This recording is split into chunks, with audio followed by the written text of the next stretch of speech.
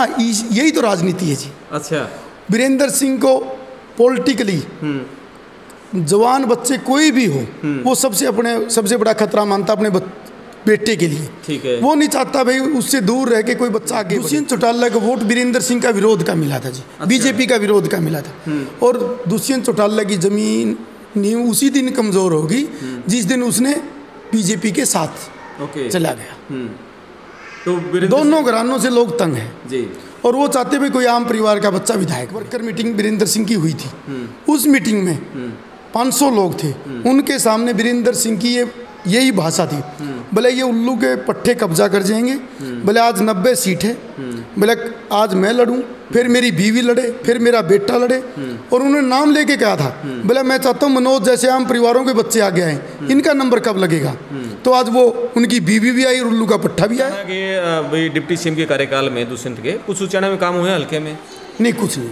अच्छा। इन दोनों ने उचाना का 50 साल से दोनों परिवारों ने शोषण के सिवा कुछ नहीं किया। प्रेमलता ने तो बहुत काम करवाया। तो रणदीप सिंह का गृह जिला है, जींद जिले में रणदीप सिंह के नाम की तूती। मेरे साथ हैं उचाना हलके के युवा नेता मनोज नसार। 12 साल तक चौधरी वीरेंद्र सिंह के साथ राजनीति की, अब रणदीप सिंह सुरजेवाला के साथ हैं। और राजनीति का ककारा पड़ा चौधरी बंसीलाल के बेटे सुरेंद्र सिंह से। तो मनोज जी, शुरुआत से हम बात करेंगे, राजनीति की शुरुआत कैसे हुई थी, अपने बारे में थोड़ा बताओ। गिल साहब, राजनीति की शुरुआत चौधरी सुरेंद्र सिंह जी चौधरी बंसीलाल जियों के बेटे के साथ शुरू की थी। 2000 से लेकर 2005 तक उनके साथ राजनीति की। 2005 में सरकार बनने के बाद चौधरी सुरेंद्र सिंह जी का देहांत होने के बाद तो चौधरी वीरेंद्र सिंह हमारे से विधायक थे उचाना से। हाँ। तो उनसे 3 पीढ़ियों का पुराना रिश्ता भी था। उन्होंने मेरे को घर से बुलाया था। अच्छा। भाई बेटा तो मेरे साथ था, मेरे को आपकी ज़रूरत है जी। तो फिर उनके साथ 12 साल उनके साथ काम किया। कांग्रेस में रह के? कांग्रेस में रह के जी। तो क्या क्या पद चौधरी वीरेंद्र सिंह के साथ रहते हुए कांग्रेस में मिले आपको? मैं जी चौधरी वीरेंद्र सिंह के साथ रहते हुए पदों की अगर बात करूं तो मेरे को जो भी पद मिला मेरी काबिलियत से मिला। चौधरी वीरेंद्र सिंह ने ना मेरे को कभी कोई पद दिया। मैं यूथ कांग्रेस का हल्के का अध्यक्ष रहा, वो मैं उचाना हल्के का मेरी मेहनत से बना जी। और लोकसभा का यूथ कांग्रेस का जनरल सेक्रेटरी रहा, लोकसभा का यूथ कांग्रेस का अध्यक्ष रहा। और दोनों यूथ कांग्रेस के चुनाव में चौधरी रणदीप सिंह सुरजेवाला जी का मेरे ऊपर आशीर्वाद रहा। और यही वीरेंद्र सिंह को सबसे बड़ी टीस थी। अच्छा, लेकिन वीरेंद्र सिंह ने आपको राजनीति में अपने साथ बुलाया था? हाँ, यही तो राजनीति है जी। अच्छा। वीरेंद्र सिंह को पॉलिटिकली जवान बच्चे कोई भी हो वो सबसे बड़ा खतरा मानता अपने बेटे के लिए। ठीक है। वो नहीं चाहता भाई उससे दूर रह के कोई बच्चा आगे बढ़े। वो सबको अपने नज़दीक लगा के रखता है और जब उसकी ज़रूरतें पूरी हो जाती है तो उनको वो भगा देता है। तो आपके साथ भी क्या ऐसा ही हुआ था? हाँ जी, ऐसा ही हुआ।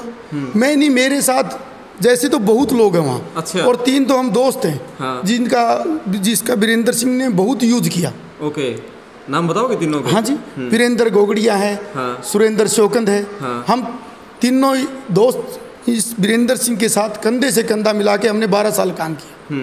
और जब उनकी ज़रूरतें पूरी हुई, जब उनको लगा भाई अब उसके बेटे के लिए ये खतरा है, तो उसने सबसे पहले हमारे को दूध से मक्खी की तरह बाहर निकाला, साइड कर दिया। साइड कर दिया।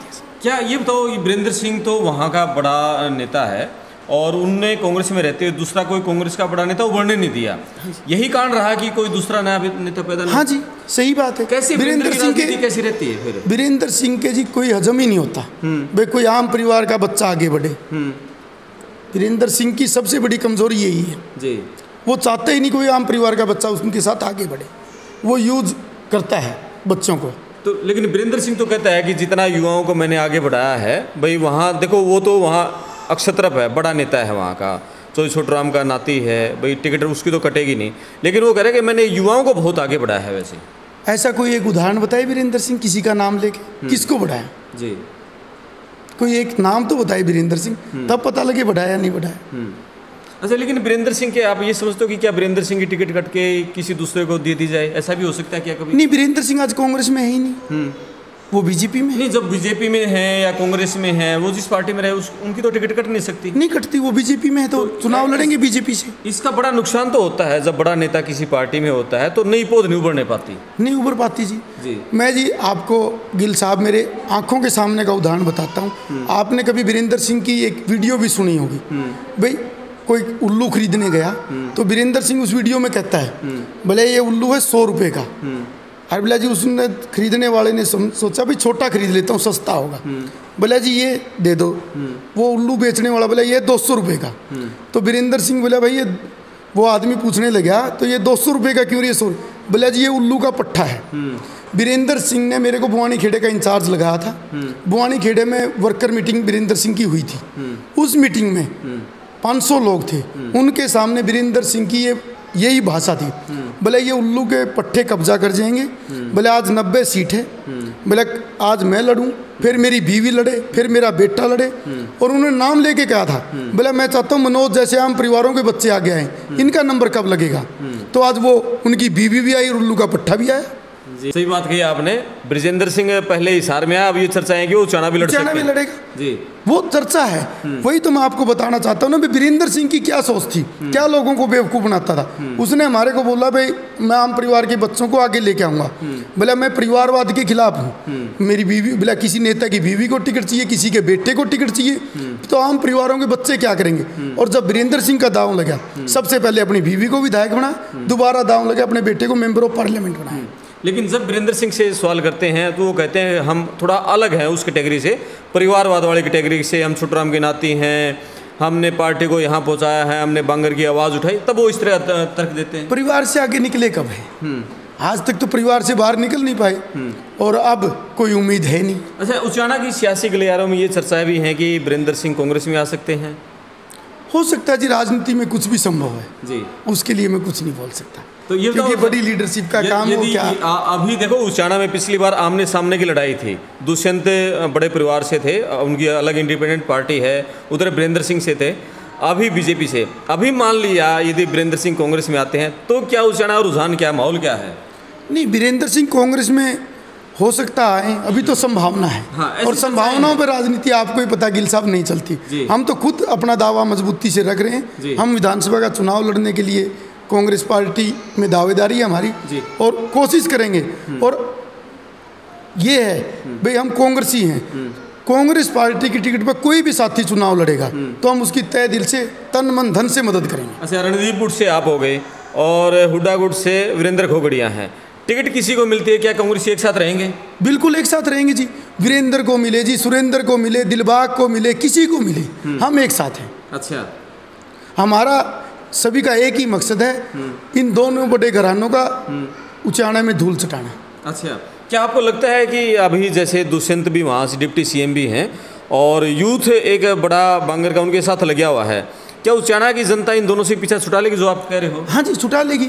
दुष्यंत चौटाला का वोट वीरेंद्र सिंह का विरोध का मिला था जी। अच्छा। बीजेपी का विरोध का मिला था। और दुष्यंत चौटाला की जमीन नींव उसी दिन कमज़ोर होगी जिस दिन उसने बीजेपी के साथ चला गया। तो दोनों घरानों से लोग तंग हैं जी, और वो चाहते भी कोई आम परिवार का बच्चा विधायक बने जी। आम आदमी जनता चाहती है जी, भाई उनके बीच का बने। दोनों बड़े घरानों से लोग तंग हैं। क्या कारण है, ऐसा क्यों तंग है? डिप्टी सीएम है और वो कह रहे हैं कि मैंने उचाना में खूब काम भी करा रहा हूँ, तो इन दोनों से तंग क्यों है? ऐसा क्या दिक्कत है? सबसे बड़ी तंगी का कारण होता है जी, कोई भी आज के दिन राजनीति का ट्रेंड चेंज हो गया। अब हर आदमी चाहता है उसका नेता उसको आसानी से उपलब्ध हो। ये आसानी से लोगों को उपलब्ध ही नहीं है, मिलते ही नहीं है। 10-10 दिन किसी वर्कर को कोई काम है, आम आदमी को कोई काम है, कोई सामाजिक काम है, अगर वो 10 दिन 15 दिन एक हफ्ता उस नेता से मिल ही नहीं पाएगा तो बेचारा काम क्या करवाएगा जी। अच्छा, तो उचाना के भाई डिप्टी सीएम के कार्यकाल में दुष्यंत के कुछ उचाना में काम हुए हल्के में? नहीं, कुछ नहीं। अच्छा, इन दोनों ने उचाना का 50 साल से दोनों परिवारों ने शोषण के सिवा कुछ नहीं किया। प्रेमलता ने तो बहुत काम करवाए थे पिछली बार। हाँ, बहुत करवाए थे जी, बहुत करवाए थे। प्रेमलता के काम अगर आपको गिनाना शुरू करूँ तो शाम हो जाएगी गिनाते गिनाते जी। क्या कारण रहा फिर भी हार का? वही तो बता रहे हैं जी, बहुत ज़्यादा करवा दिया काम उन्होंने। एक्चुअली क्या है जी, ये व्यंग है आपका, टोंट है। हाँ जी, टोंट है। हाँ। वो क्या काम गिनाते हैं? मैंने अनाज मंडी बनवा दी, सारे रूटीन के काम हैं, कोई बड़ा काम नहीं है। उन्होंने बच्चों के लिए कोई स्टेडियम, कोई कॉलेज या कोई ऐसा जिससे बच्चों को रोजगार मिले, कोई ऐसा काम किया क्या? या आप गली और सड़क को पक्का करने को आप काम नहीं मान सकते। वहाँ बच्चों को रोज़गार की ज़रूरत है सबसे ज़्यादा बेरोज़गारी है। आज आपको ही पता है गिल साहब, ज़मीन जायदाद अब लोगों के पास ज़्यादा बची नहीं। आम किसान 1.5 और 2 एकड़ पे आके सिमट गया। लोगों के पास रोज़गार नहीं है, बच्चों के पास। आज बेचारे ज़मीन बेच के जो विदेश भाग रहे, क्यों भाग रहे हैं? इन्होंने, दोनों नेताओं ने कभी भी ये सुध नहीं ली भाई इन बच्चों के रोज़गार के लिए हम कुछ करें। असीम, तो अभी जैसे आप जनता के बीच में जाते हो, किन मुद्दों को लेकर जनता के बीच जा रहे हो? यदि टिकट मिलती है तो किन मुद्दों पर चुनाव लड़ेगा उचाना से? हम जी, सबसे बड़ा मुद्दा रहा हमारा भ्रष्टाचार। ये जो दुकानें थी, पहले दूसरे के लोगों की थी, अब दुष्यंत की दुकानें हैं। ये दुकानों के ताला हम लगवा देंगे जी। भ्रष्टाचार, बेरोजगारी, और सबसे बड़ा मुद्दा उचाना की जी, देखो हर असेंबली की अपनी एक हालात होती है। उचाना की आज हम देखें, नहरी पानी से लेकर कई गांव में तो पीने के पानी की भी समस्या है। बात करते हैं विकास की, हमने करवाया। दुष्यंत चौटाला जी ने कल बोला भाई हम नहर का नीला पानी 22 गाँव में पीने के लिए पहुंचाएंगे। जब उनको खुद को पहुंचाएंगे तब, जब नहीं है, जब आपके उचाना हल्के के पूरे गाँव में पीने के लिए नहरी पानी नहीं है, तो इससे बड़ा दुर्भाग्य क्या होगा जी। और सरकार को 4 साल के करीब होने 4 साल के करीब हो गए। अच्छा बताओ, जैसे आप तो पूरे हल्के के सभी गांवों में जाते हो, पूरे हल्के को जानते हो, क्या मुख्य समस्या, कोई 5 मुख्य समस्या बनाओ, यदि कांग्रेस सत्ता में आती है तो उनको पूरा करवाने का प्रयास किया जाएगा? सबसे बड़ी समस्या तो जी उचाना के अंदर एजुकेशन की है। आज तक उचाना के अंदर कोई भी गवर्नमेंट कॉलेज नहीं है जी।